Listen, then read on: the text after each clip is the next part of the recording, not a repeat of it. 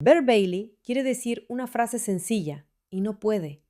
La ha ensayado mentalmente tantas veces que ya no sabe si sigue siendo una confesión o se ha convertido en una escena imaginaria que repite para protegerse de la realidad.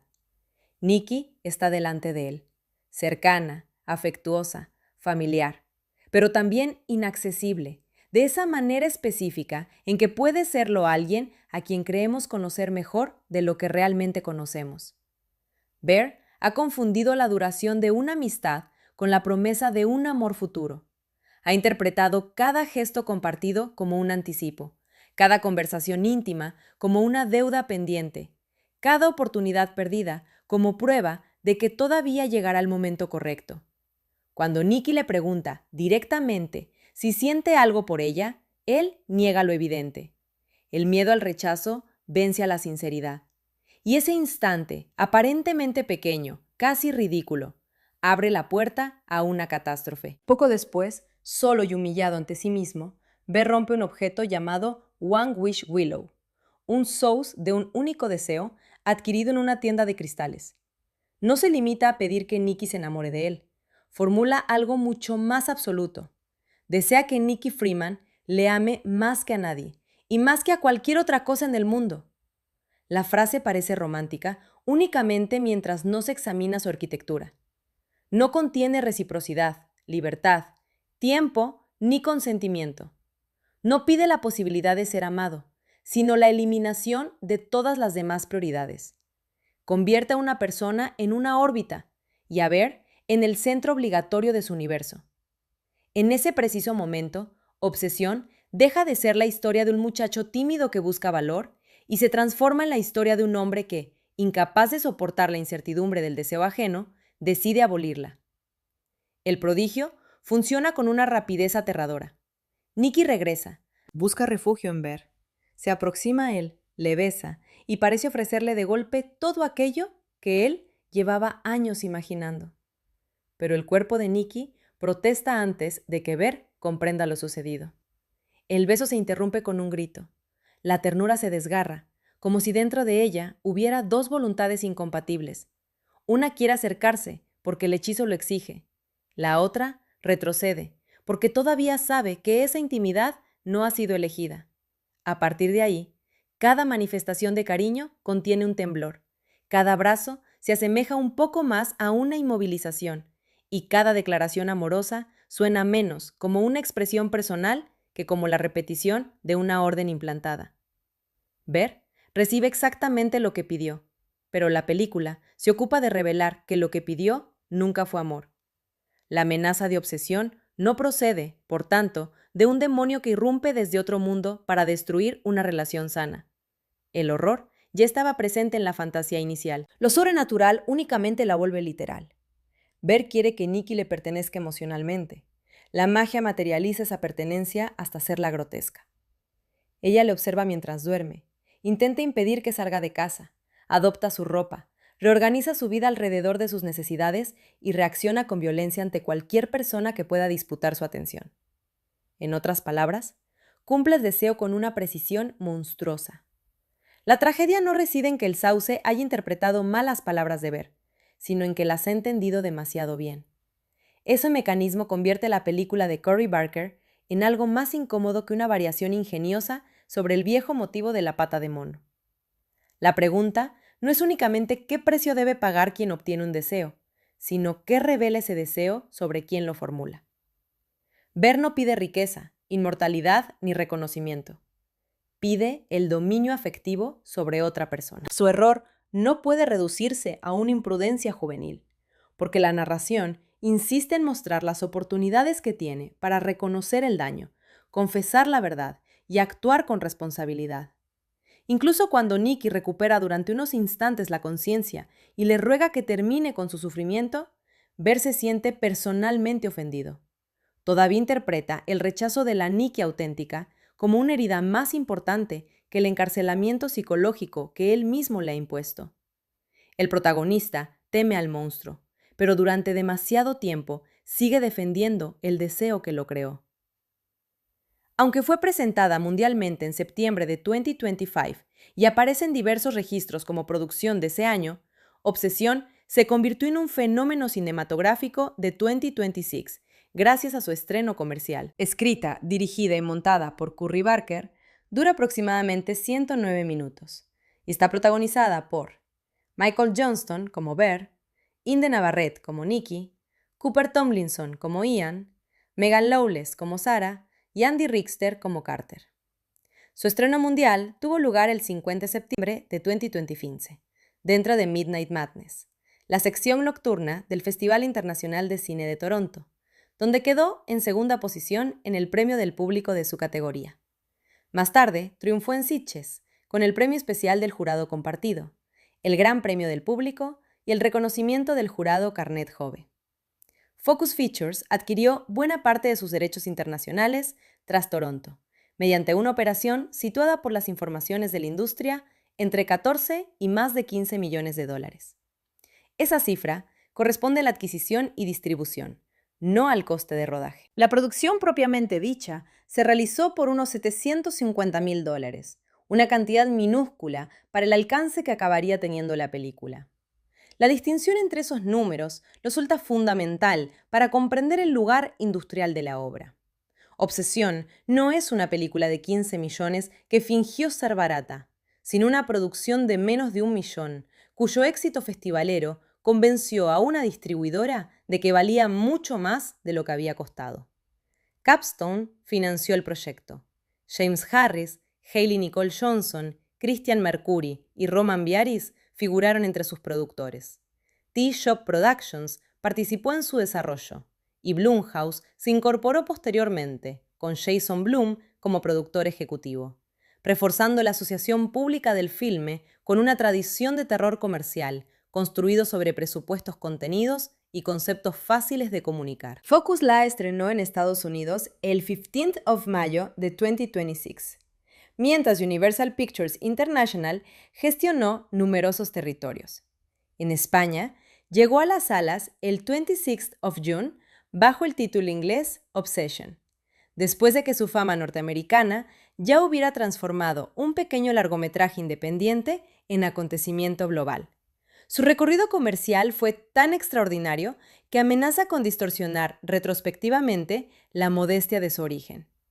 Comenzó en Estados Unidos con unos $17,2 millones durante el primer fin de semana, por encima de previsiones mucho más prudentes, y en lugar de desplomarse como suele ocurrir con el terror impulsado por la curiosidad inicial, aumentó sus ingresos durante varios fines de semana consecutivos. A comienzos de agosto de 2026, las estimaciones públicas situaban su recaudación mundial alrededor de los $460 millones. Las cifras continuaban moviéndose debido a la permanencia en cartelera de algunos mercados, pero ya bastaban para convertirla en una de las películas de terror originales más rentables de la época contemporánea. El dato no debe presentarse como una simple proporción entre 750,000 y cientos de millones, porque la inversión final incluyó adquisición, copias, publicidad, distribución y participaciones contractuales. Aún así, incluso después de todas esas correcciones, la rentabilidad y la capacidad de permanencia fueron excepcionales. Sin embargo, reducir Obsesión a la historia de un éxito financiero sería repetir la lógica que la propia película cuestiona: confundir posesión con comprensión. Su triunfo no se explica únicamente porque costara poco o porque una campaña inteligente vendiera réplicas del Sauce del Deseo.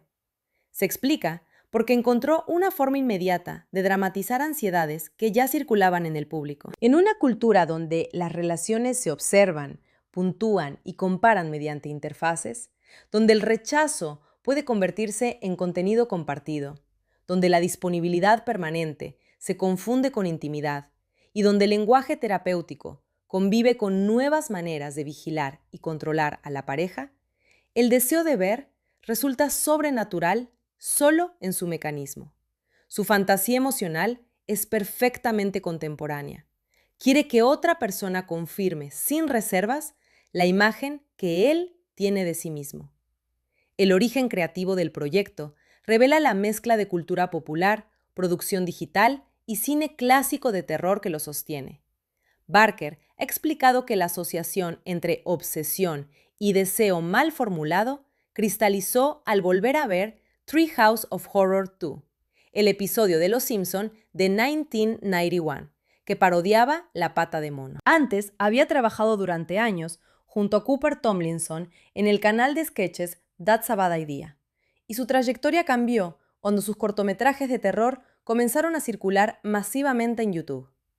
The Chair llamó la atención del productor James Harris, que se acercó a Barker con la posibilidad de desarrollar una versión larga. El realizador prefirió presentar Obsesión. Su largometraje anterior, Milk and Cereal, había sido realizado por una suma diminuta y difundido gratuitamente en Internet, demostrando que Barker poseía una comprensión instintiva de la tensión, el comportamiento incómodo y la economía expresiva. Obsesión no abandona ese aprendizaje al entrar en la industria, lo amplifica. La biografía profesional importa aquí no como relato edificante sobre un creador de Internet aceptado por Hollywood, sino porque explica la peculiar gramática de la película. Barker procede de un medio en el que la atención debe conquistarse rápidamente, pero dirige contra el ritmo histérico asociado a ese medio. En vez de multiplicar cortes para evitar que el espectador se distraiga, prolonga miradas, silencios y situaciones socialmente dolorosas. Comprende el gancho inmediato, pero también sabe que el miedo requiere permanencia. Su formación en el sketch le permite detectar el instante exacto en que una pausa deja de ser natural y empieza a producir risa. Su formación en el terror le permite prolongarla unos segundos más, hasta que la risa se congela. El resultado no parece una película de YouTube aumentada de tamaño, sino una obra que utiliza los conocimientos del video digital para recuperar una experiencia intensamente cinematográfica. Ese aparente contrasentido explica parte de la conexión con espectadores jóvenes. Obsesión circuló mediante fragmentos, reacciones, memes y debates, pero su efecto dependía de la sala, de la oscuridad colectiva y de la imposibilidad de acelerar la escena. El público podía descubrirla a través de un clip de Nikki, sonriendo de manera inquietante, pero la película completa obligaba a permanecer dentro de la incomodidad. Su campaña comprendió esa dualidad. El sauce del deseo fue tratado como producto real. Los materiales promocionales imitaron anuncios de objetos esotéricos. Focus creó experiencias digitales alrededor de la devoción de Nikki, y el lema publicitario presentaba la historia como una advertencia romántica antes que como una simple película de posesiones. El marketing no ocultó el concepto, porque el concepto era solo la puerta. El verdadero atractivo estaba en observar hasta dónde podía llevarse. El contexto genérico también favoreció su aparición. Durante los años anteriores, el cine de terror estadounidense había oscilado entre franquicias reconocibles, conceptos de alto impacto y películas etiquetadas como terror elevado. Una expresión discutible, utilizada para distinguir obras de ambición psicológica o social de productos supuestamente más elementales. Obsesión se niega a elegir entre esas categorías. Contiene una premisa que cabe en una frase: violencia física, humor negro, un objeto maldito, reglas sobrenaturales y una interpretación central de gran intensidad. Al mismo tiempo, se ocupa del consentimiento, la cosificación, el resentimiento romántico, la identidad y la violencia de pareja. No introduce esos temas como una capa de prestigio colocada sobre el género. Los convierte en el funcionamiento mismo del monstruo. Por eso, resulta útil relacionarla con La pata de mono de W. W. Jacobs, pero también con Misery, Atracción fatal, Déjame salir, Jennifer's Body, Pearl y determinadas tradiciones del melodrama romántico. De La pata de mono toma la literalidad cruel del deseo. De Misery hereda la domesticidad convertida en cautiverio, y el terror de ser amado por alguien que no reconoce límites. De Atracción fatal recupera el miedo cultural a la mujer cuya pasión se vuelve persecución, aunque modifica radicalmente la responsabilidad al presentar a Nikki como víctima de una voluntad masculina convertida en mandato sobrenatural. De Déjame salir puede recordarse la imagen de una conciencia atrapada detrás de un cuerpo que actúa bajo control ajeno. De Jennifer's Body y Pearl recoge una dimensión performativa en la que la feminidad seductora, el dolor y la violencia conviven en un rostro capaz de pasar de la vulnerabilidad a la amenaza sin dejar de ser reconocible. No obstante, Obsesión no se limita a invertir el arquetipo de la acosadora. Su operación es más compleja. Nikki se vuelve aterradora, pero el espectador sabe que su conducta extrema ha sido inducida. Ver parece la víctima inmediata de sus ataques, pero es el autor original de la situación. La película distribuye la identificación de manera inestable. Permite temer por Ver sin absolverlo y permite temer a Nikki sin considerarla culpable en sentido pleno. Esa inestabilidad impide una lectura moral demasiado cómoda. Si Ver fuese desde el principio un depredador evidente, su castigo funcionaría como simple justicia fantástica. Si Nikki disfrutase libremente de la violencia, la historia repetiría el mito misógino de la mujer emocionalmente excesiva.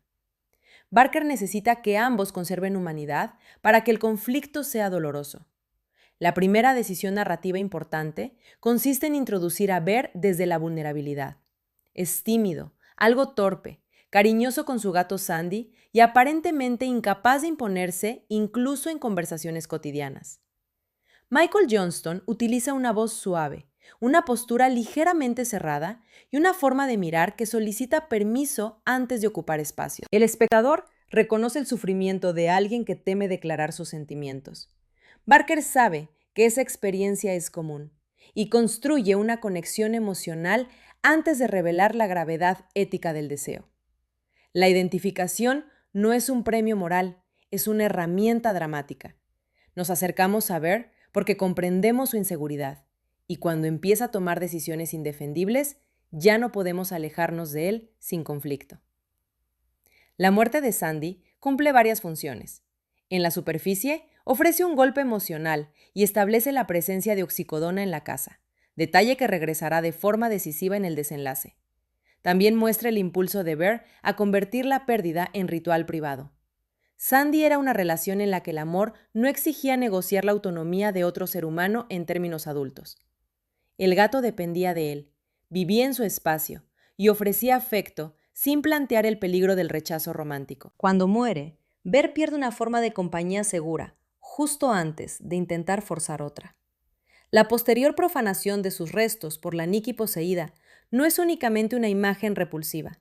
Transforma el duelo de Ver en alimento y demuestra que el deseo absoluto devora incluso aquello que él amaba antes. El trayecto hacia la tienda esotérica parece al principio una desviación menor. Ver busca reemplazar un collar de ojo de tigre para Nikki, gesto que puede interpretarse como atento, pero que ya contiene una forma sutil de sustitución. En vez de hablar honestamente, intenta gestionar el vínculo mediante un objeto. El local, donde encuentra el sauce, no se presenta como una guarida siniestra. Su diseño es cálido, vivo, lleno de verdes, materiales orgánicos y promesas de bienestar. Esa elección evita advertir al espectador con códigos góticos demasiado obvios. El peligro aparece envuelto en la estética comercial de la autoayuda espiritual, como si la posibilidad de alterar la realidad pudiera comprarse junto a una vela aromática. La magia entra a la vida de Ver no mediante un pacto solemne, sino mediante una transacción trivial. Esta banalidad es esencial. En numerosos relatos faustianos, el protagonista sabe que está tratando con fuerzas peligrosas. Ver compra un artículo que parece una broma. Esa ambigüedad inicial permite comprender por qué lo rompe, pero no elimina la responsabilidad de la formulación. Cuando Nikki le ofrece la oportunidad de confesar sus sentimientos y él lo niega, el deseo posterior actúa como atajo. Ver no recurre a la magia porque nunca tuvo otra posibilidad. Recurre a ella inmediatamente después de rechazar la posibilidad humana, incierta y vulnerable, de decir la verdad. Prefiere controlar el resultado antes que exponerse a una respuesta. La frase elegida contiene la película entera. Amar a alguien, más que a nadie y más que a cualquier cosa, suele aparecer en el lenguaje romántico como exageración aceptable. Obsesión la extrae del espacio metafórico y la somete a una prueba literal. ¿Qué ocurriría si una persona amara realmente de esa manera? Dejaría de atender a su familia, a sus amistades, a su seguridad, a su dignidad y a su propia vida. Interpretaría cada separación como amenaza de muerte. Consideraría enemigos a todos los demás vínculos. El romanticismo absoluto, cuando se realiza sin metáfora, se parece a una enfermedad totalitaria. Nikki reaparece alegando que su padre, del que está distanciada, padece cáncer. La mentira es significativa porque el hechizo necesita fabricar una razón que la acerque a ver. La posesión no borra de inmediato todas las estructuras sociales, las manipula. Nikki todavía habla con su voz, conserva recuerdos, reconoce las personas y parece capaz de improvisar, pero todos esos recursos han sido subordinados a una única finalidad. El cuerpo y la inteligencia siguen siendo suyos, mientras la jerarquía de deseos ha sido reescrita. Esta forma de control resulta más inquietante que una transformación física completa, porque mantiene la apariencia de continuidad. El primer beso confirma la contradicción. El acercamiento responde al mandato. El grito pertenece a la resistencia. La película no explica en términos teológicos qué entidad ha entrado en Nikki, ni establece una mitología exhaustiva sobre el sauce. Esa reserva evita desplazar el centro hacia una investigación demonológica. No importa tanto saber el nombre del espíritu como percibir que la voluntad de Nikki ha sido ocupada. La posesión funciona a la vez como hecho sobrenatural y metáfora política. Alguien más ha decidido qué debe querer una mujer, y su cuerpo es obligado a representar entusiasmo. Después, llega una breve fase de felicidad. Bear y Nikki empiezan a salir, comparten una intimidad aparentemente recíproca y atraviesan un montaje amoroso que ofrece al protagonista la fantasía cumplida. La película necesita permitirle disfrutar, porque el castigo sería mecánico si el deseo se volviera horror de inmediato. Durante esos minutos, Bear experimenta la recompensa que imaginaba. La amistad se convierte en romance, la soledad desaparece y la persona idealizada le devuelve una mirada de adoración. El espectador, sin olvidar el grito, observa cómo la comodidad moral puede nacer de decidir no investigar aquello que amenaza nuestra felicidad. El montaje romántico también cumple una función tonal. La música, el contacto físico y la luz construyen un pequeño filme alternativo, la comedia sentimental que Bear cree estar viviendo. Pero esa comedia carece de fundamento porque Nikki no ha tomado ninguna decisión. Cada imagen feliz está contaminada retrospectivamente. El espectador no puede abandonarse por completo al placer del montaje. Sabe que se está contemplando una violación de la autonomía presentada con los signos del romance. Obsesión convierte así una convención cinematográfica, la secuencia que condensa el nacimiento de una pareja, en prueba de cómo las formas audiovisuales pueden fabricar consentimiento aparente. La llamada de Ian abre la primera grieta racional.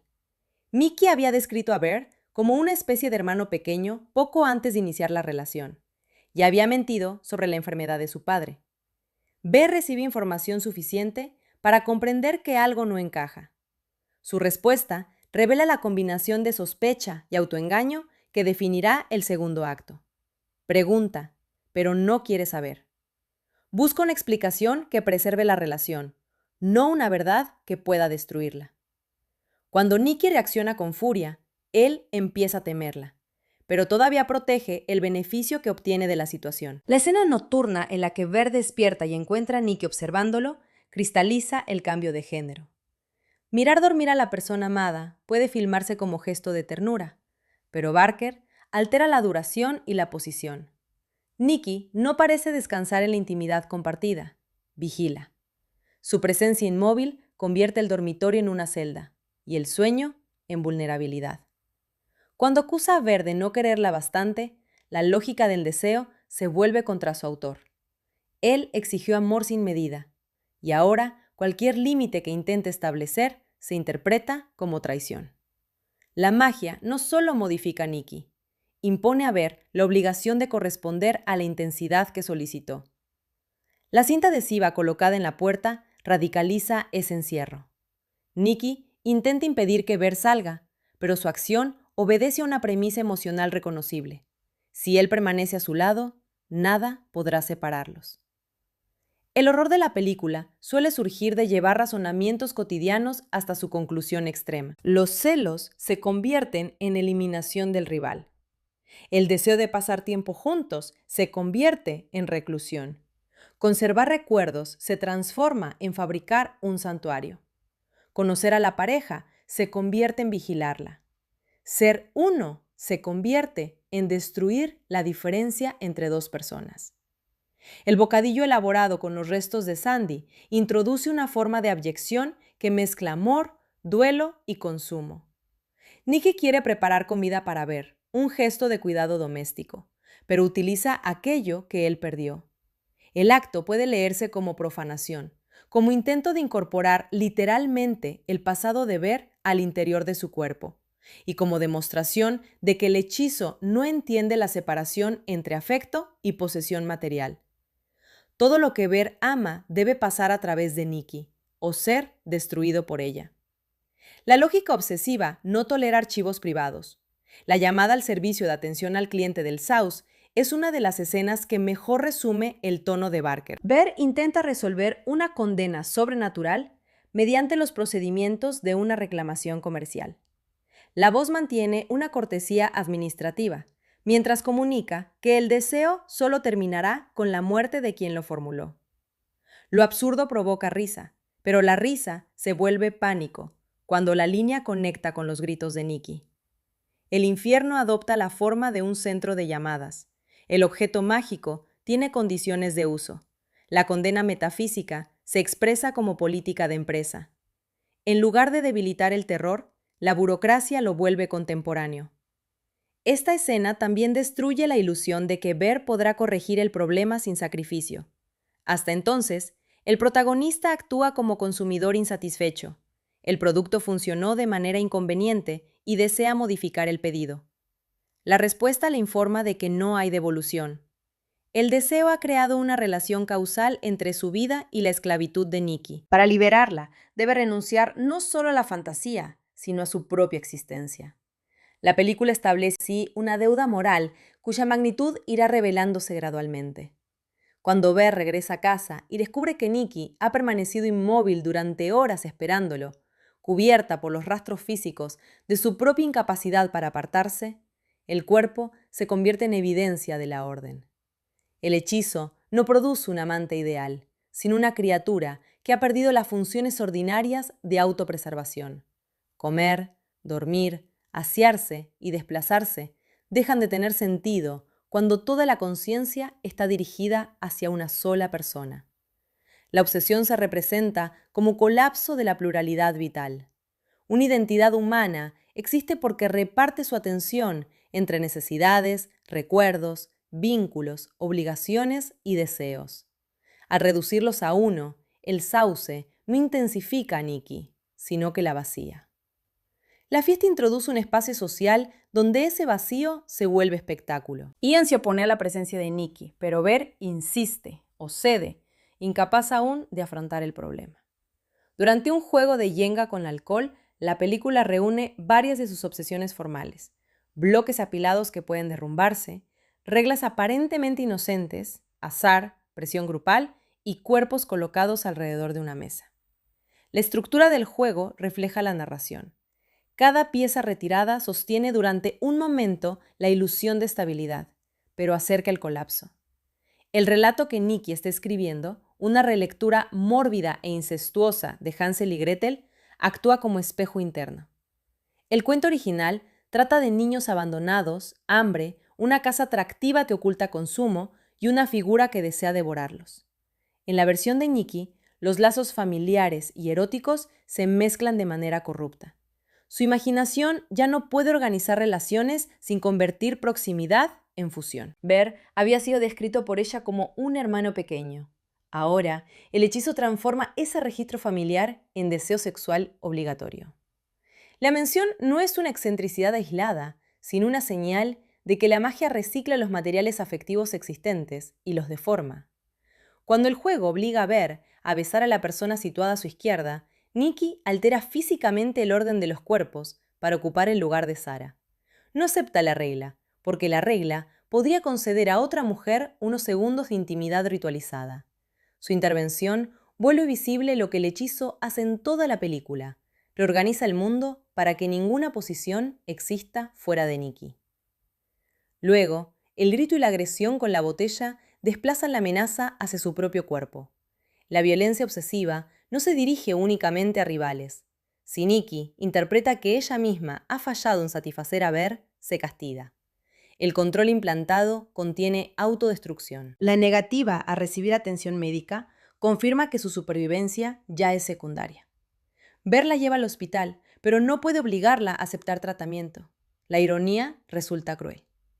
Él fue capaz de imponerle amor mediante magia, pero ahora se encuentra formalmente respetando una decisión tomada por una conciencia esclavizada. Obsesión pregunta, así, ¿qué significa el consentimiento cuando el sujeto que habla está sometido por una fuerza externa? Nikki puede decir sí o no, pero ninguna de esas palabras es plenamente suya mientras el deseo permanezca activo. El momento más devastador llega cuando la Nikki auténtica emerge brevemente y explica que la personalidad obsesiva está dormida. El filme confirma que no se trata solo de una transformación psicológica gradual. Hay una conciencia cautiva, capaz de observar desde dentro y de aprovechar grietas temporales para pedir ayuda. Nikki ruega a Ver que la mate. Es una solicitud terrible, pero expresa la magnitud de su sufrimiento. Preferiría dejar de existir antes que continuar convertida en instrumento de una devoción que nunca eligió. La reacción de Ver revela el núcleo moral del personaje. En vez de escuchar el terror de Nikki, se siente rechazado. Interpreta su deseo de morir como prueba de que estar con él es insoportable. Aún frente a la evidencia de que ella ha sido encarcelada en su propio cuerpo, sigue centrando la conversación en su autoestima. Esta escena impide conservar la imagen de Ver como víctima inocente de una broma mágica. No fue consciente de todas las consecuencias cuando formuló el deseo, pero ahora las conoce. Su incapacidad para responder con empatía prolonga deliberadamente el daño. Barker evita, sin embargo, convertirlo en una figura unidimensional. Ver no actúa con la seguridad de un villano que disfruta del control. Está asustado, avergonzado y emocionalmente desbordado. Su egoísmo nace de una fragilidad real. Precisamente por eso resulta inquietante. La película no afirma que solo los monstruos evidentes puedan ejercer violencia sobre otra persona. Muestra cómo la inseguridad, cuando se combina con una idea posesiva del amor, puede volverse destructiva. Ver quiere seguir considerándose bueno, y esa necesidad de inocencia dificulta que asuma responsabilidad. La conversación con Sarah en el parque amplía la historia previa sin recurrir a largas explicaciones. Nikki e Ian habían mantenido encuentros sexuales casuales durante 2 años, dato que Ver desconocía. Sarah sospecha que Nikki podría estar utilizando al protagonista para provocar a Ian y deja entrever, además, su propia atracción por Ver. La información reorganiza las relaciones. Ver comprende que la Nikki real poseía una vida erótica y afectiva que no giraba alrededor de él. Había tomado decisiones, ocultado aspectos de sí misma y sostenido vínculos contradictorios. Era una persona más compleja que la figura idealizada que él llevaba años contemplando. La existencia de esa Nikki anterior amenaza la fantasía de Ver incluso más que la Nikki poseída. Para amar a una persona real, había tenido que aceptar su opacidad, su pasado sexual, sus ambivalencias y la posibilidad de no ser elegido. El deseo mágico eliminó precisamente esa complejidad. La nueva Nikki no guarda secretos importantes, porque toda su subjetividad ha quedado reducida a Ver. Por eso la revelación de Sarah no solo aporta celos, devuelve al relato el fantasma de una mujer autónoma. El asesinato de Sarah marca el paso definitivo del control íntimo a la violencia pública. Nikki irrumpe, rompe la ventanilla y golpea repetidamente la cabeza de Sarah contra un ladrillo. La escena es brutal porque llega después de una conversación emocionalmente reconocible. No hay transición hacia un universo de slasher separado de la vida cotidiana. La violencia aparece en un coche, dentro de un parque, entre personas que minutos antes hablaban de relaciones confusas. El cuerpo de Sarah se convierte en el precio de una rivalidad que Ver no pidió explícitamente, pero que estaba contenida en la prioridad absoluta de su deseo. Nikki ordena a Ver que vuelva a casa mientras ella se ocupa del cadáver. La distribución de tareas imita perversamente la cooperación de una pareja. Ella elimina el problema. Él obedece y se retira. Ver queda atrapado entre miedo, complicidad y dependencia. Podría acudir a la policía, confesar el origen de la situación o intentar alertar a otras personas, pero la lógica del relato lo conduce hacia una solución privada. Esa tendencia refleja también una dinámica habitual de las relaciones abusivas. El aislamiento crece a medida que las conductas deben ocultarse. La búsqueda de los sauces restantes introduce una última ilusión de reversibilidad.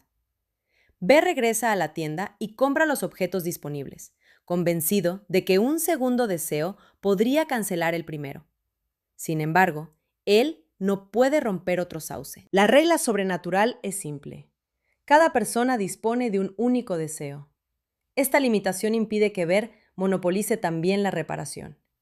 Para corregir lo que hizo, necesita pedir ayuda, explicar la verdad y confiar en que otra persona utilice su oportunidad en beneficio de Nikki.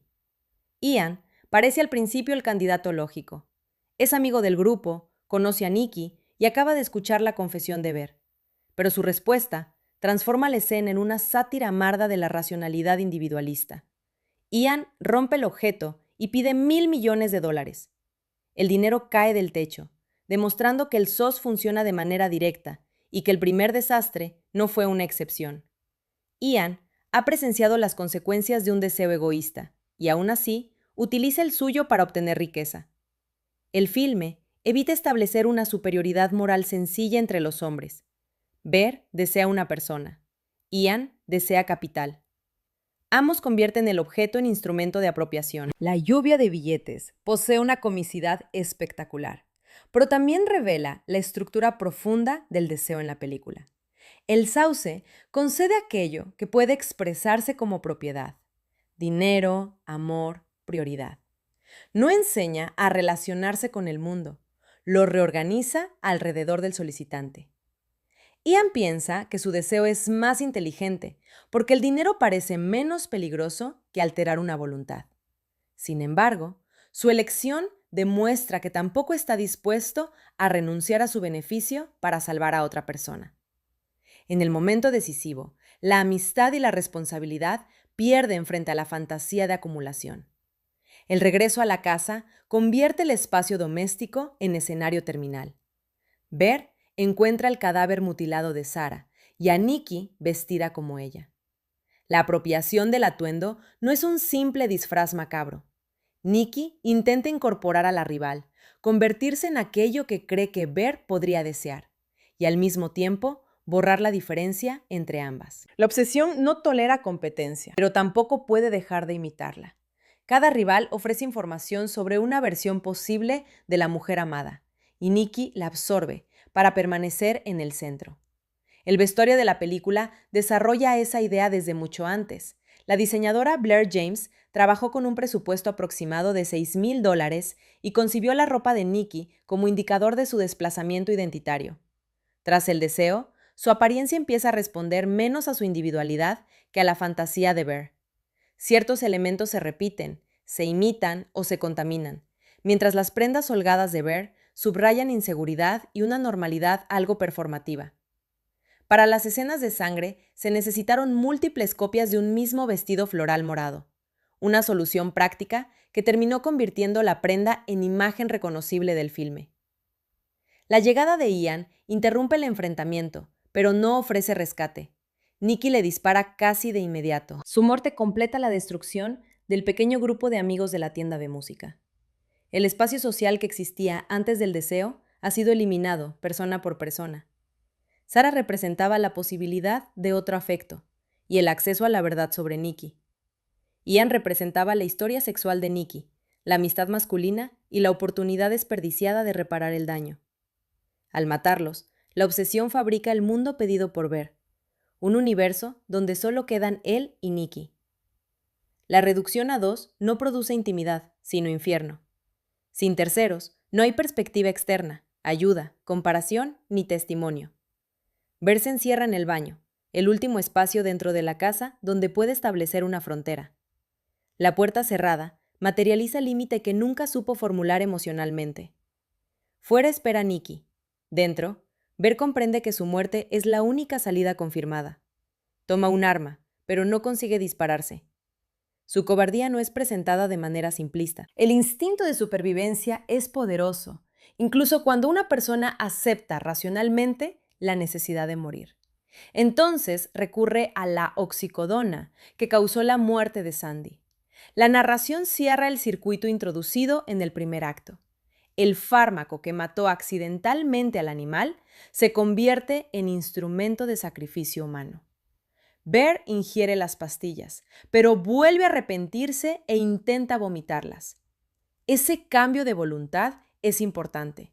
No muere como héroe perfectamente resuelto, sino como alguien dividido hasta el final entre responsabilidad y deseo de vivir. Su acto posee una dimensión redentora, pero la película no borra el miedo, la indecisión ni el egoísmo que lo preceden. Mientras Bear lucha en el baño, se escucha la ruptura del último souse. Nikki ha formulado su propio deseo. La película no necesita verbalizarlo de manera enfática. El cambio de Bear permite inferir que ella ha pedido ser amado con una intensidad equivalente. De pronto, él deja de resistirse. Sale, la besa y se entrega a la unión que ambos hechizos han fabricado. Durante unos segundos, el horror adopta la imagen de reconciliación romántica. Dos personas se abrazan, se miran con devoción y parecen haber alcanzado una simetría perfecta. Pero esa simetría es la negación definitiva del amor. Ninguno puede elegir. La reciprocidad existe solo porque dos órdenes sobrenaturales se han encontrado. Obsesión lleva hasta el límite una fantasía cultural persistente, que el amor perfecto consiste en querer exactamente lo mismo, con la misma intensidad, al mismo tiempo y para siempre. La película responde que una coincidencia absoluta obtenida mediante eliminación de la libertad no es armonía, sino muerte. Bear se desploma por la sobredosis en brazos de Nikki. La muerte rompe el primer deseo y con él el segundo. La Nikki auténtica recupera el control justo cuando está a punto de dispararse. Despierta, rodeada de cadáveres, sangre, dinero y restos de una historia que su cuerpo ha ejecutado sin su consentimiento. Su grito final no funciona como simple susto, ni como promesa de continuación. Es el retorno de la subjetividad. Durante buena parte del metraje, los gritos de Nikki expresaban la fricción entre mandato y resistencia. Ahora, por primera vez desde el deseo, puede gritar enteramente como ella misma. Barker llegó a rodar una variante en la que Nikki también moría, configurando una conclusión más próxima a Romeo y Julieta. Finalmente, eligió su supervivencia, decisión recomendada por varias personas cercanas y reforzada por la intensidad de la interpretación de Navarrete en una toma prolongada. El final conservado es más cruel precisamente porque no clausura el sufrimiento. Bear muere y obtiene una forma parcial de expiación. Nikki debe continuar viviendo con las consecuencias de actos que no decidió, aunque fueron realizados por su cuerpo. El director ha descrito la supervivencia como una opción emocionalmente más perturbadora, y existe la posibilidad de que el desenlace alternativo aparezca en alguna edición futura. Desde el punto de vista estructural, la película puede dividirse en una serie de contracciones. Al principio, existe un pequeño mundo: la tienda de música, el grupo de amigos, Sandy, el trabajo, el bar, las calles y los establecimientos del Valle de San Fernando. Después del deseo, cada fase reduce ese mundo. Nikki se acerca a Bear. Bear se aleja de sus amigos. La casa adquiere mayor peso. Las salidas se vuelven peligrosas. Sarah muere. Ian muere. El baño se convierte en último refugio. La narración termina comprimiendo toda la realidad en dos cuerpos enlazados y finalmente en uno solo que permanece vivo. Esta contracción espacial corresponde a una contracción moral. Antes del deseo, ver dispone de muchas posibilidades: hablar, callar, aceptar la amistad, alejarse, conocer a otras personas. Después, cada decisión reduce el campo. Mentir exige otra mentira. Ocultar el hechizo exige aislamiento. Tolerar el primer comportamiento inquietante facilita el siguiente. Rechazar el ruego de Nikki prolonga la posesión. No acudir a las autoridades conduce a una solución doméstica. Permitir que Ian desperdicie el deseo elimina la reparación externa. La tragedia no surge de un único error, sino de una cadena de oportunidades abandonadas. La cronología lineal intensifica esa sensación. Barker ha expresado poco interés por las biografías explicativas o las estructuras no lineales cuando aleja la atención de lo que ocurre en el presente. Obsesión no introduce flashbacks de la infancia de Ver para justificar su inseguridad, ni escenas retrospectivas que definan completamente la relación con Nikki. El espectador descubre a los personajes a través de decisiones actuales. La muerte del gato, la confesión negada, la mentira sobre el padre, la llamada de Ian y la revelación de Sarah bastan para construir un pasado fragmentario sin convertirlo en diagnóstico. Esa economía produce ambigüedades fértiles. No sabemos hasta qué punto Ver amaba a Nikki antes de convertirla en imagen ideal. Tampoco sabemos con exactitud qué sentía Nikki por él. Lo consideraba alguien cercano, quizá casi fraternal, pero su pregunta directa sugiere curiosidad, sospecha o incluso una apertura difícil de determinar. La película no confirma que una confesión honesta hubiera fracasado. Esa ausencia vuelve el deseo todavía más trágico. Ver podría haber destruido una posibilidad real por miedo a escuchar una respuesta imperfecta. La construcción de Ver depende de la tensión entre pasividad y poder. Exteriormente parece incapaz de actuar. No confiesa, evita el conflicto y reacciona tarde. Sin embargo, su deseo es un acto de poder absoluto. La pasividad no lo vuelve inocuo. Puede ser una estrategia para conservar una autoimagen moral mientras otras fuerzas ejecutan lo que él quiere. Ver no ordena a Nikki que mate a Sarah, pero creó la jerarquía afectiva que convierte a Sarah en amenaza. No obliga físicamente a Nikki a quedarse, pero se beneficia durante un tiempo de la compulsión. Su violencia inicial carece de sangre porque opera sobre la voluntad. Michael Johnston comprende esa contradicción. Su interpretación no intenta anunciar desde el comienzo que Ver es peligroso. Lo hace agradable, vulnerable y a veces gracioso. La mirada baja y la vacilación verbal permiten que el público proyecte sobre él experiencias de timidez. Pero Johnston introduce gradualmente una oscuridad menos visible. Una contracción del rostro cuando alguien cuestiona la legitimidad de su romance, una irritación infantil ante la resistencia de Nikki, una forma de insistir en que él también está sufriendo. Ver no se transforma en otra persona. Las condiciones extremas revelan rasgos que la cordialidad cotidiana mantenía ocultos. La voz del actor posee especial importancia. Barker se fijó en su cualidad particular y en la capacidad de Johnston para combinar torpeza con una sombra de resentimiento. Ver habla como alguien que busca no molestar, pero ese tono puede adquirir otra función cuando utiliza su fragilidad para reclamar indulgencia. La película sugiere que la vulnerabilidad masculina puede ser auténtica y al mismo tiempo convertirse en argumento para evitar responsabilidad. Sentirse herido no concede derecho sobre quien no devuelve el afecto. Nikki plantea un desafío interpretativo todavía mayor. Antes del hechizo, debe parecer una persona concreta, no una abstracción diseñada para ser deseada. Navarrete la dota de humor, energía, contradicciones y una familiaridad relajada con el grupo. Después, necesita conservar rastros de esa humanidad mientras representa una compulsión casi inhumana. Si la posesión fuera demasiado extravagante desde el primer instante, Ver parecería absurdo por no reconocerla. Si fuera demasiado sutil, la película perdería su potencia física. La actriz construye una progresión donde los gestos cotidianos se desplazan apenas unos grados hasta volverse insoportables. Su sonrisa es uno de los principales instrumentos.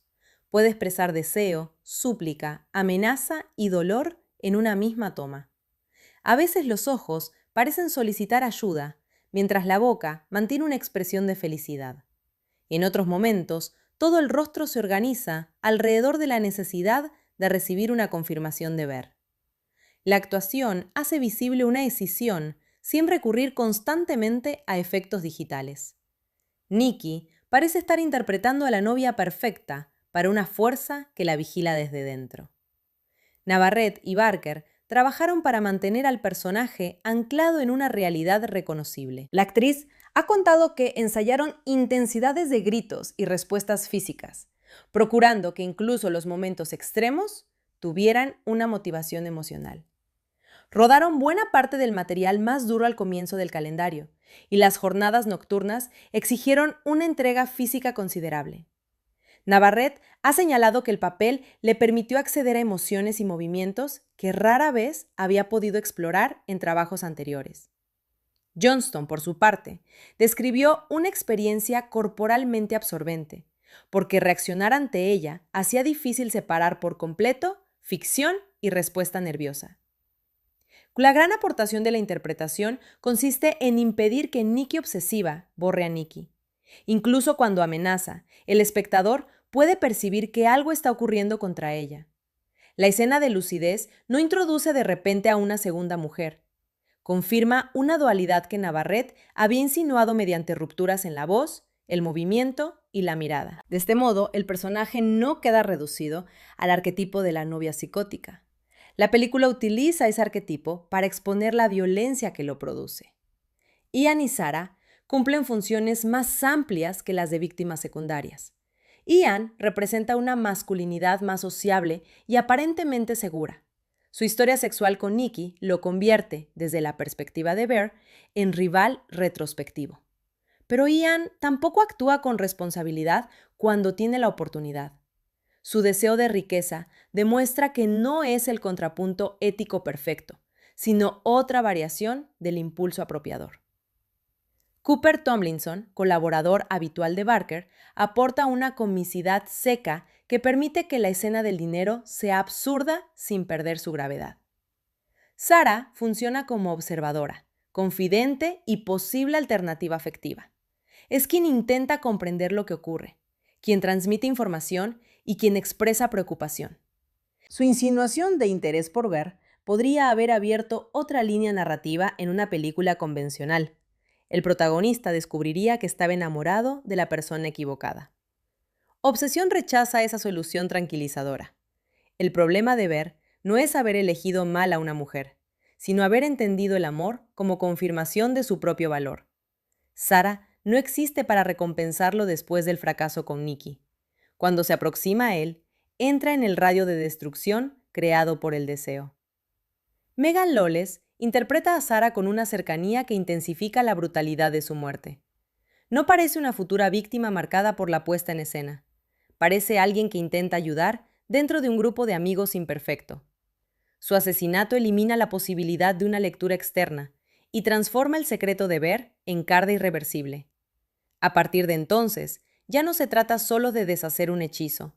Hay un cadáver cuya existencia vincula al protagonista con el crimen. Carter, el encargado de la tienda y padre de Sarah, interpretado por Andy Richter, ocupa menos tiempo, pero contribuye a establecer la normalidad laboral y la dimensión generacional del espacio.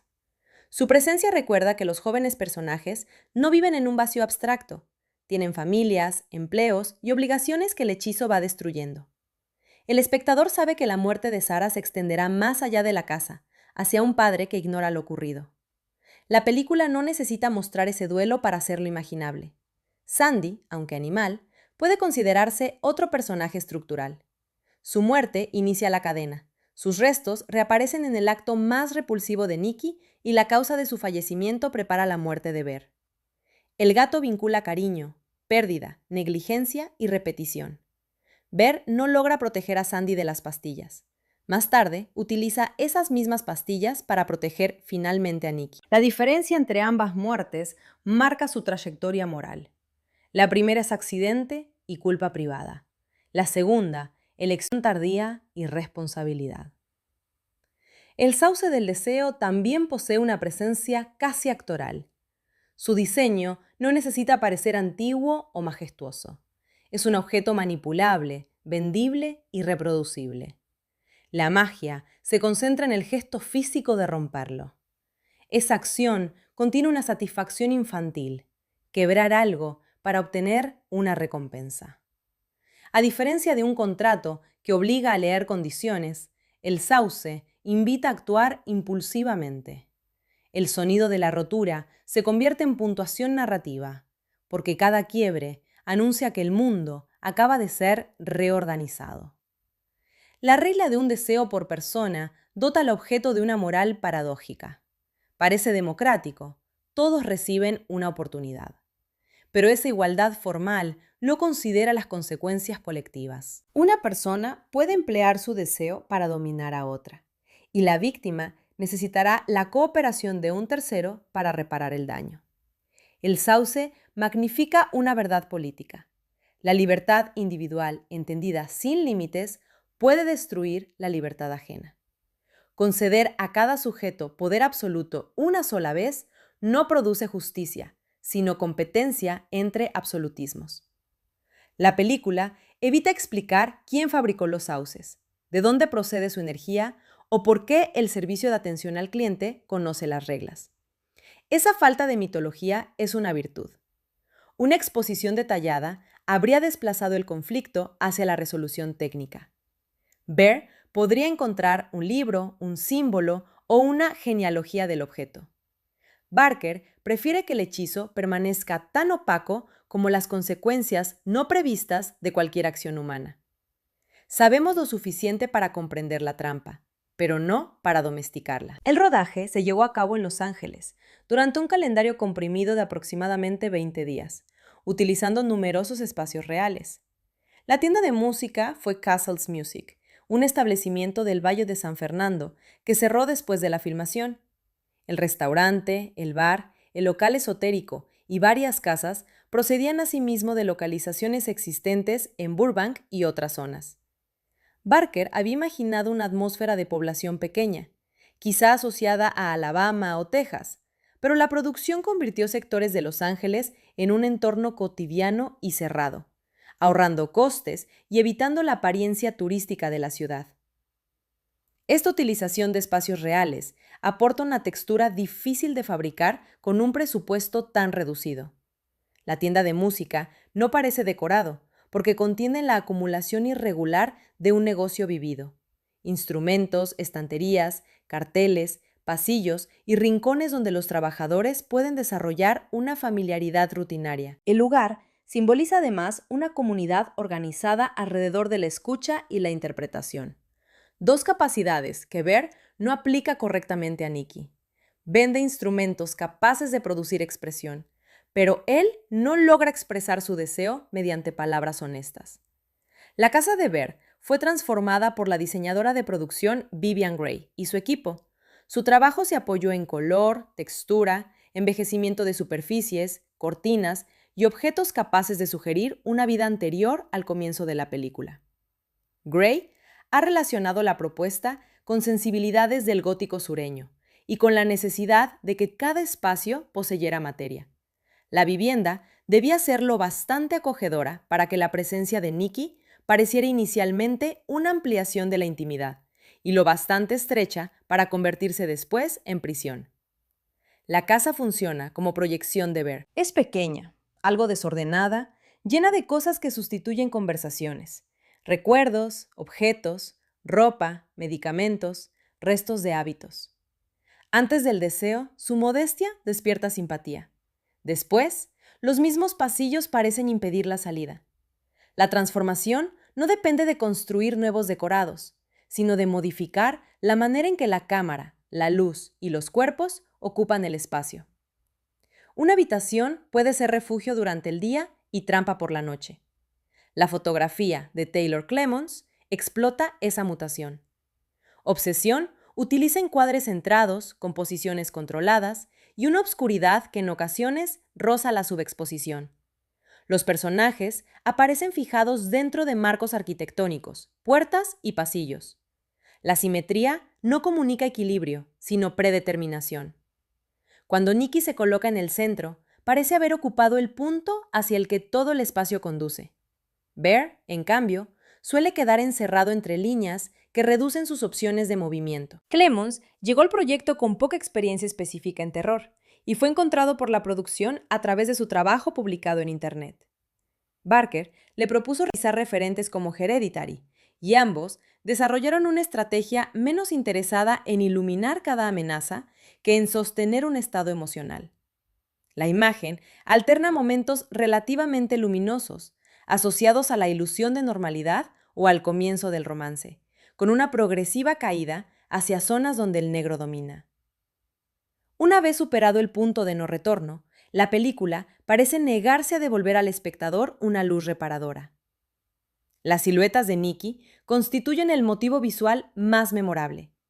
En lugar de mostrar siempre su rostro deformado por maquillaje o efectos, la fotografía permite que se convierta en una figura oscura, cuya identidad reconocemos por postura y contorno. Clemons ha explicado que muchas de esas imágenes se rodaron mediante tomas largas y una estrategia de menos es más. La forma en sombra podría pertenecer a alguien conocido, y esa mezcla de familiaridad e incertidumbre concentra el miedo. La amenaza no es una criatura irreconocible, sino la persona amada convertida en volumen opaco. La oscuridad también materializa la pérdida de acceso a Nikki. El rostro es el lugar donde el cine busca habitualmente intención y emoción. Al ocultarlo, Barker priva a Bear y al público de la posibilidad de interpretar qué conciencia está presente. ¿Es la Nikki atrapada, la compulsión, una entidad independiente o una mezcla? La silueta retiene el cuerpo, pero niega la lectura psicológica. Se puede saber dónde está y no quién está mirando. Cuando el rostro reaparece, adquiere mayor fuerza. Los primeros planos de Navarrete no son abundantes por simple exhibición actoral. Funcionan como irrupciones de información. La cámara registra pequeñas alteraciones. Lágrimas te contradicen una sonrisa, músculos tensos y ojos inmóviles. La película confía en que el espectador observe. Su terror no depende de insertar una imagen monstruosa durante una fracción de segundo, sino de mantener un rostro humano el tiempo suficiente para que empiece a parecer imposible. Barker escribe pensando en el montaje y en la posición de la cámara. Ha explicado que incluye en sus guiones pausas, cortes bruscos, desplazamientos y restricciones de punto de vista. También rueda tomas prolongadas sin cobertura abundante, obligándose a encontrar el ritmo durante la filmación. Esa metodología entraña riesgo. Cuando no hay múltiples ángulos, el montaje no puede ocultar fácilmente un error interpretativo o temporal, pero proporciona a Obsesión una continuidad incómoda. Las escenas no parecen ensambladas para comunicar información con eficacia. Parecen situaciones que el espectador debe soportar. El montaje, realizado por el propio Barker, prolonga los silencios más allá del punto de comodidad. Su experiencia cómica resulta decisiva, porque la risa y el miedo comparten una dependencia radical del tiempo. Un corte demasiado pronto puede convertir una mirada en mera información. Demasiado tarde puede producir humor. Unos segundos adicionales pueden transformar ese humor en amenaza. Obsesión trabaja dentro de ese intervalo cambiante. El público ríe porque reconoce la torpeza de una interacción y deja de reír cuando comprende que nadie va a aliviarla. La película tampoco teme los cortes violentos de tono. Puede pasar de un momento repulsivo a una conversación absurda, o de una declaración romántica a un gesto corporal extremo. Esos cambios no crean incoherencia, porque todos proceden de la misma premisa. Lo amoroso y lo terrorífico han dejado de ser categorías separadas. Nikki puede expresar devoción mientras amenaza. Bear puede sentir alivio y culpa simultáneamente. Una lluvia de dinero puede ser cómica y moralmente desastrosa. La economía del rodaje obliga a que muchos efectos funcionen de manera práctica. La sangre, los objetos rotos, la decoración del santuario, los restos de Sandy y la transformación de la casa poseen una materialidad tangible. La película no intenta competir con grandes producciones mediante criaturas digitales. Su espectáculo principal es el cuerpo humano bajo presión. Esa limitación fortalece el tema. El horror no llega desde paisajes fantásticos, sino que se acumula sobre mesas, camas, ropa y paredes. El color acompaña la progresión sin convertirla en esquema demasiado rígido. Los tonos cálidos de la tienda esotérica prometen posibilidad. La tienda de música conserva una mezcla de cotidianeidad y nostalgia. La casa adquiere marrones, verdes apagados y negros cada vez más densos. El vestido floral de Nikki introduce una feminidad reconocible que la sangre vuelve ambigua. Las flores, asociadas a cortejo, crecimiento y delicadeza, aparecen sobre un cuerpo gobernado por violencia. El motivo recuerda que la obsesión puede presentarse mediante formas culturalmente codificadas como románticas. Los objetos poseen una función de rima. El collar que Ver busca reemplazar conduce al sauce. Las pastillas que matan a Sandy matan a Ver. La ropa de Ver pasa al cuerpo de Nikki. El vestido de Sarah es apropiado después de su muerte. Los bloques de Jenga anticipan una estructura que se derrumba. Los billetes materializan la oportunidad moral desperdiciada por Ian. El arma ofrece una salida que Ver no puede ejecutar y una autodestrucción que Nikki casi consuma. Nada parece incluido únicamente como decoración narrativa. Los espejos y superficies que separan o reflejan adquieren sentido dentro de una historia sobre identidad impuesta. Aunque la película no convierte cada reflejo en símbolo evidente, su puesta en escena insiste en marcos, ventanas, puertas y cristales. La ventanilla del coche protege brevemente a Sarah hasta que Nikki la rompe. El límite transparente permite ver la amenaza, pero no detenerla. Del mismo modo, la Nikki auténtica puede observar desde dentro de su cuerpo sin controlar aquello que los demás ven. La cámara permanece estrechamente vinculada al punto de vista de Ver. Barker ha explicado que prefiere restringir la información a uno o dos personajes. Aquello que el protagonista no ve suele permanecer oculto para el público. Esta estrategia tiene consecuencias éticas. Durante gran parte de la historia conocemos a Nikki a través de la mirada del hombre que la desea y la teme. Solo en las grietas de la posesión accedemos directamente a su sufrimiento. La película reproduce así el borrado que está criticando y obliga al espectador a reconocerlo. Esa decisión puede provocar una objeción legítima. ¿Otorga la narración suficiente espacio a Nikki como sujeto? Su pasado, sus deseos y su relación con Ian aparecen principalmente mediante testimonios ajenos. La posesión comienza muy pronto y la mayor parte de su presencia corresponde a una versión manipulada. Podría afirmarse que el filme sacrifica la interioridad femenina para explorar la culpa masculina. Sin embargo, la interpretación de Navarrete y el final resisten esa reducción. La ausencia de acceso pleno no es solo limitación narrativa, es parte del crimen cometido contra el personaje. El espectador siente la pérdida de una Nikki que apenas tuvo tiempo de conocer. La película no pretende reconstruirla completamente al final. Cuando recupera el control, no se ofrece una explicación verbal de quién era ni de cómo seguirá viviendo. Solo queda el grito. Esta negativa evita convertir su trauma en información tranquilizadora. Nikki sobrevive, pero la narración no puede devolverle automáticamente la vida anterior. La libertad recuperada no borra lo sucedido mientras estaba ausente. El sonido desempeña un papel central en esa experiencia. Obsesión evita depender exclusivamente de golpes sonoros diseñados para provocar sobresaltos. Utiliza respiraciones, gritos, silencios domésticos, fricción de objetos, puertas, cristal y la rotura seca de los sauces. La voz humana se convierte en instrumento de terror.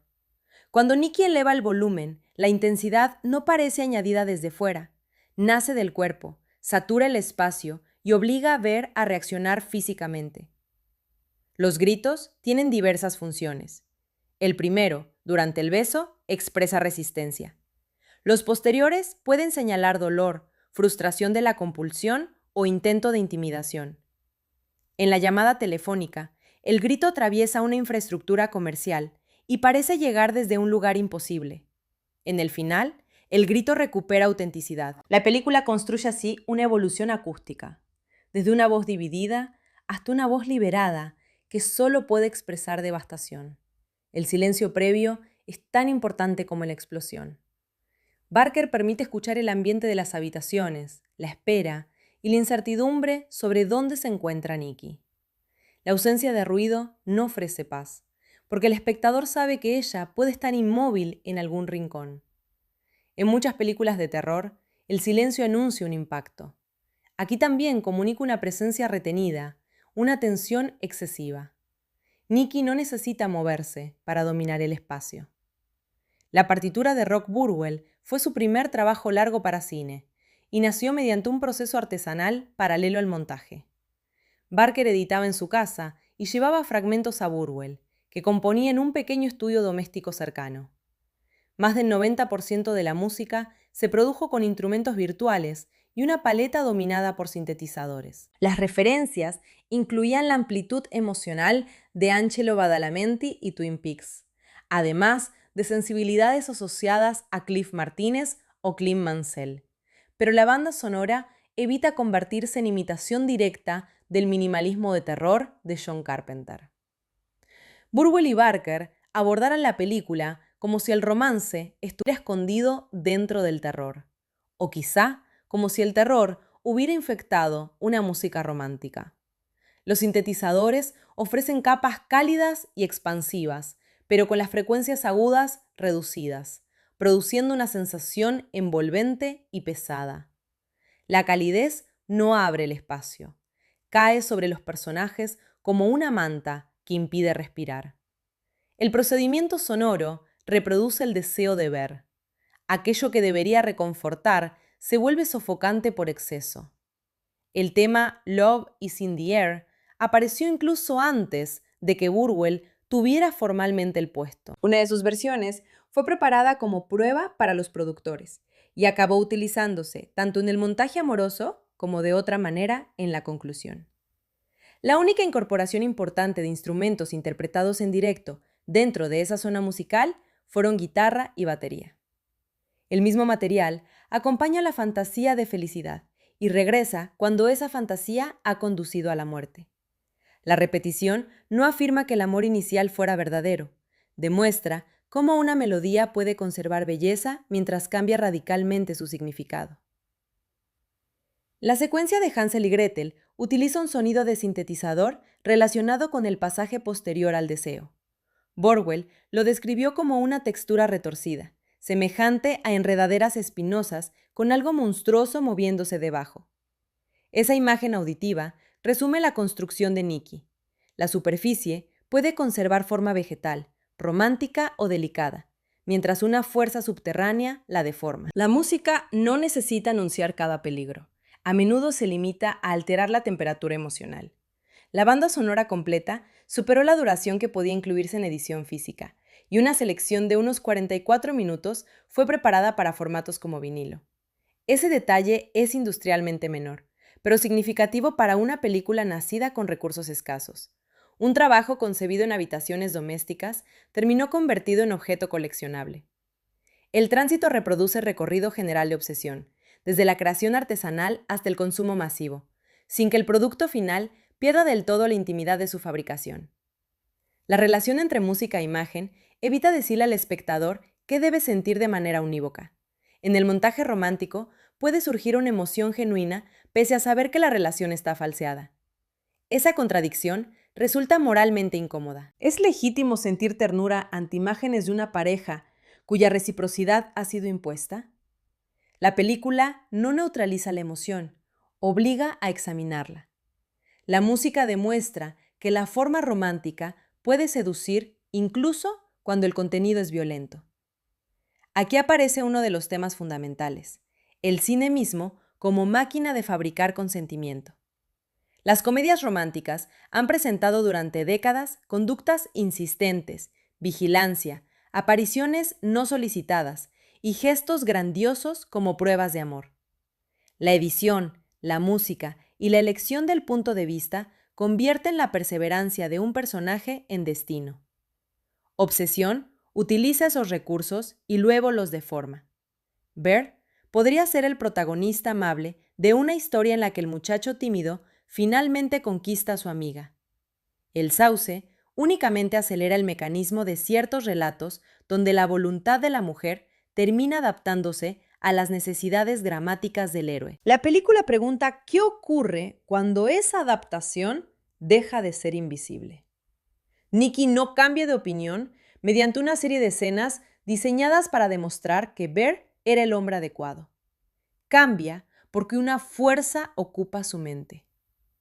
La diferencia parece enorme, pero Barker sugiere una continuidad inquietante entre ambos mecanismos.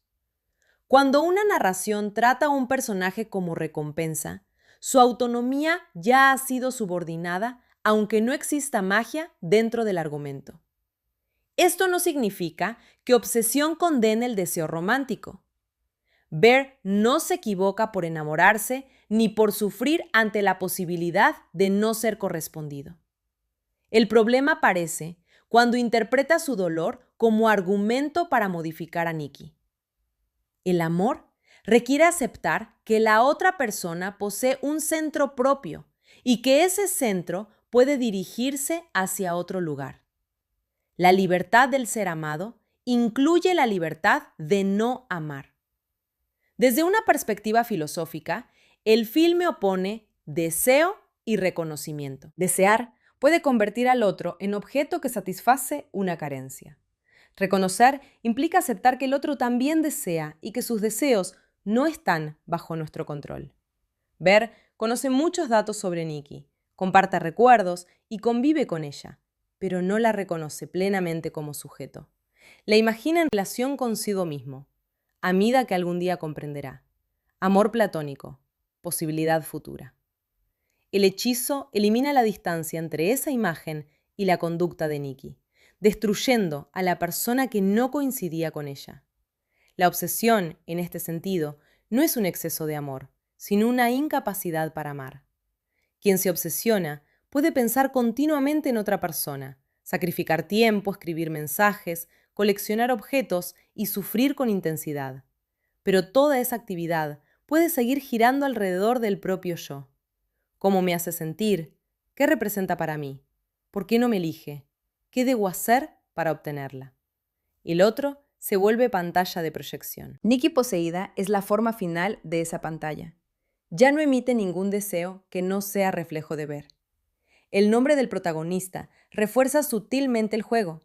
Baron Bailey recibe el apodo de Bear, oso, una palabra que puede sugerir ternura, torpeza y peligro. Es el nombre de un peluche y de un animal capaz de matar.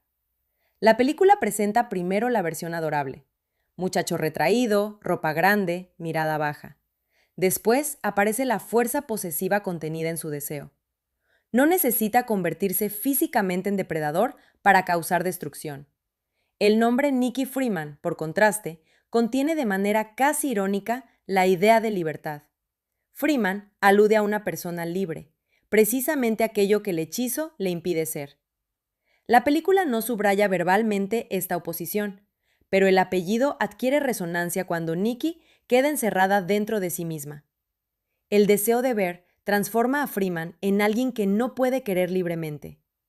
El título, Obsesión, carece de sujeto gramatical. Puede referirse a Bear, que idealiza a Nikki poseída, que lo ama de manera absoluta, a Ian y su reacción ante el dinero, al público fascinado por la película, o a una cultura que convierte la intensidad en prueba de autenticidad. El término circula entre personajes y espectadores. No designa una enfermedad individual aislada, sino un modo de relación. La dimensión de género exige especial cuidado. La superficie narrativa reproduce el miedo masculino a una mujer que se vuelve demasiado dependiente, celosa y violenta. Ese miedo ha alimentado numerosas historias donde una relación casual desencadena persecución y el hombre debe proteger su vida de una amante desequilibrada. Obsesión conserva parte de esa energía, porque Bear teme realmente a Nikki. Pero la causa invierte la distribución de culpa. Ella se vuelve así porque él solicitó su devoción total. La película puede leerse como representación fantástica de la violencia de género, aunque no ofrece una equivalencia simple entre posiciones reales. Bear ejerce una violencia originaria sobre la voluntad de Nikki. Nikki, sometida, ejerce violencia física contra Sarah, Ian y Bear. El relato muestra cómo el control contamina todos los vínculos y produce daños que exceden a la pareja. La violencia no permanece privada. Destruye amistades, familias y comunidades. También aborda la figura cultural del incel, sin convertir a Bear en portavoz explícito de una ideología. Él no pronuncia discursos sobre derechos masculinos, ni manifiesta odio general hacia las mujeres. Su resentimiento es íntimo y aparentemente apolítico. Precisamente por eso, la crítica alcanza una zona más amplia. La lógica de merecer amor puede existir en hombres que se consideran respetuosos, sensibles y ajenos a cualquier misoginia abierta. Bear cree que sus años de amistad, su atención y su sufrimiento le conceden una posición especial. El sauce convierte ese sentimiento de derecho en ley física. La ausencia de retórica extremista impide que el público se distancie fácilmente. Resultaría cómodo concluir que solo alguien radicalizado formularía el deseo. Barker invita a reconocer fantasías menos espectaculares. Querer que una persona cambie, imaginar que un rechazo es error temporal, interpretar la persistencia como virtud o creer que conocer bien a alguien garantiza ser la pareja adecuada. El horror empieza donde esas fantasías dejan de respetar la respuesta del otro. La película habla igualmente de dependencia emocional. Nikki poseída necesita confirmación constante porque su identidad se ha organizado alrededor de Bear. Cualquier gesto de separación amenaza con destruirla. Esta dinámica recuerda relaciones donde una persona exige acceso continuo al teléfono, interpreta el silencio como agresión y convierte a la pareja en regulador exclusivo de su autoestima. Obsesión lleva la dependencia a un extremo sobrenatural, pero conserva su lógica cotidiana. Bear también depende de Nikki, aunque de otro modo. Antes del hechizo necesita que ella lo elija para validar una imagen de sí mismo. Después, necesita que vuelva a la normalidad sin obligarla a renunciar al beneficio emocional ni a su propia vida. Ambos quedan atrapados, pero la simetría de origen permanece. La dependencia de Nikki fue impuesta por Bear. La de Bear nace de su incapacidad para tolerar la incertidumbre. La idea de prioridad absoluta conecta el romance con otras formas de fanatismo. El lenguaje del deseo podría aplicarse al trabajo, al éxito, al dinero o a la fama. Barker ha señalado que le interesaba la obsesión en un sentido amplio: ser el mejor, ascender, alcanzar una meta y permitir que esa meta consuma todo lo demás. Ian confirma esa extensión cuando pide riqueza. El sauce no es exclusivamente un artefacto amoroso, es una máquina que revela aquello que cada persona colocaría por encima del mundo. En ese sentido, el triunfo comercial de Obsesión genera una ironía productiva. Una película que critica la concentración absoluta de deseo se convirtió en objeto de entusiasmo masivo, repetición, coleccionismo y conversación constante. La campaña invitaba al público a fabricar altares digitales y adquirir réplicas del objeto maldito. La industria transformó la advertencia contra la obsesión en marca deseable. Pero esta contradicción no invalida la obra. Demuestra la capacidad del capitalismo cultural para comercializar incluso sus críticas. El éxito del sauce como mercancía se relaciona con la estética contemporánea de la manifestación. La idea de que formular correctamente un deseo, visualizarlo y concentrar energía puede ayudar a convertirlo en realidad. Obsesión presenta una versión oscura de esa promesa. El universo responde, pero no evalúa la ética de lo solicitado. La claridad de intención no garantiza sabiduría.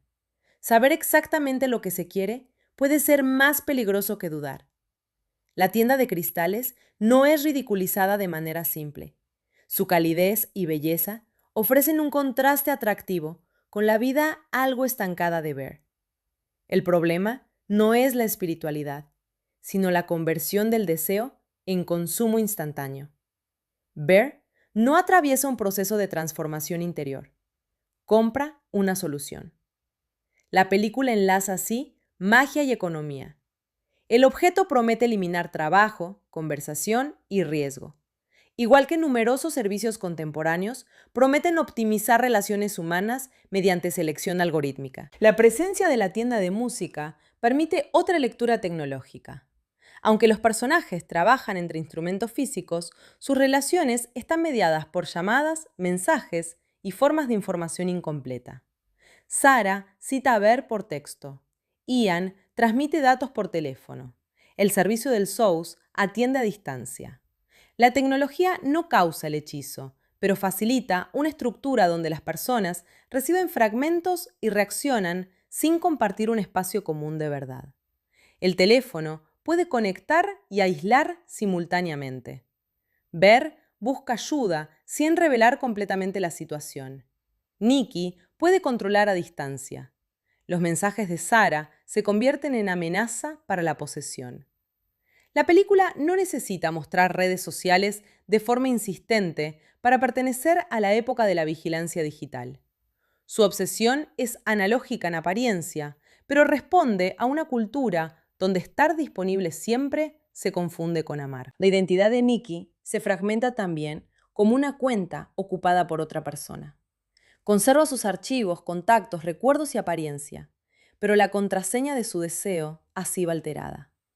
La entidad utiliza sus datos para fabricar mentiras plausibles, seducir a Bear y anticipar amenazas. Esta lectura digital no reemplaza la posesión tradicional. Muestra cómo un motivo antiguo puede expresar nuevas ansiedades sobre la usurpación del yo. El cuerpo, sin embargo, permanece irreductible. Nikki sufre cansancio, heridas, fluidos, dolor y hambre. La compulsión puede reprogramar prioridades, pero no elimina la materia. Obsesión insiste en esa degradación física para impedir que el control parezca abstracción filosófica. La pérdida de libertad tiene consecuencias corporales. El cuerpo continúa pagando por órdenes que la conciencia no eligió. La comida elaborada con Sandy lleva esta materialidad al extremo, pero también la escena de espera, la autolesión con la botella y el vestido ensangrentado. La película no busca una belleza limpia del sufrimiento femenino. Permite que Nikki resulte desagradable, aterradora y físicamente descompuesta. Esa elección puede ser explotadora si se contempla aisladamente, pero dentro del conjunto desmonta la fantasía de devoción perfecta. Amar más que a nada no produce una musa hermosa, produce un cuerpo abandonado. El final devuelve el cuerpo a Nikki en el peor estado posible. Recuperar control significa sentir el peso de todo lo ocurrido. No despierta en un espacio neutral, sino con un arma, sangre y muertos alrededor. La libertad no es una sustancia pura separada de la historia material. Uno puede volver a decidir y seguir atrapado en consecuencias irreversibles. La responsabilidad de Bear también debe evaluarse sin confundir intención y resultado. No pretendía que Nikki matara a nadie. Al formular el deseo, quizá ni siquiera creía que el objeto funcionara. Una ética basada exclusivamente en intención podría reducir su culpa. Sin embargo, la película insiste en lo que hace después de descubrir la verdad. La responsabilidad aumenta con cada conocimiento adquirido. Puede no ser culpable en igual medida por todos los efectos iniciales, pero se vuelve responsable de prolongarlos cuando prioriza su ego y su supervivencia. Su muerte final no funciona como castigo impuesto desde fuera, sino como reconocimiento tardío de la relación causal. La única manera de liberar a Nikki es terminar con la vida que sostiene el deseo. El sacrificio tiene resonancia religiosa. El autor del pecado ofrece su cuerpo para romper la condena. Pero Barker evita una redención limpia porque Bear se arrepiente, intenta vomitar y solo completa el acto de manera accidental bajo la influencia del segundo deseo. Su muerte repara algo sin demostrar una transformación moral perfecta. Esta ambigüedad es más interesante que una expiación heroica. Las personas no siempre hacen lo correcto por motivos puros. Bear ingiere las pastillas por miedo y culpa. Cambia de opinión por instinto. Vuelve a Nikki bajo hechizo y muere cuando ya no controla completamente su conducta. El resultado libera a la víctima, pero su agencia permanece fragmentada. La película rechaza el consuelo de un arco perfectamente cerrado. Nikki tampoco recibe justicia convencional. No existe tribunal capaz de procesar un deseo mágico, ni comunidad que comprenda fácilmente su inocencia. Queda rodeada de pruebas que la incriminan. Incluso si las autoridades aceptaran una explicación sobrenatural, su memoria corporal y emocional persistiría. El final obliga a imaginar una continuación no como secuela de monstruos, sino como vida después del control. La variante en la que Nikki moría habría producido simetría trágica. Ambos amantes unidos en muerte por deseos incompatibles. La versión estrenada destruye esa simetría. Ver puede salir de la historia. Nikki debe cargarla. Esta desigualdad final corrige parcialmente la tendencia cultural a convertir el sufrimiento femenino en bello cierre romántico. Su supervivencia no es recompensa, sino obligación. El grito sobre los créditos puede compararse con finales de terror donde una superviviente escapa pero queda transformada. Sin embargo, Nikki no ha vencido físicamente al monstruo. El monstruo desaparece cuando muere quien lo invocó. Ella no recibe una escena de combate que restaure control mediante acción heroica. Su triunfo consiste únicamente en volver a ser sujeto, una victoria mínima y devastadora. La película deja abierta la cuestión de cuánto recuerda. Su terror parece indicar reconocimiento inmediato de la carnicería, pero no sabemos si observó cada acto desde dentro, si experimentó periodos de oscuridad o si recibe recuerdos como imágenes ajenas. Esta indeterminación amplía el trauma. Ser consciente durante la posesión implicaría encarcelamiento prolongado. No serlo implicaría despertar dentro de una biografía corporal desconocida. Ambas posibilidades son terribles. El concepto de memoria corporal permite leer el filme como alegoría del abuso.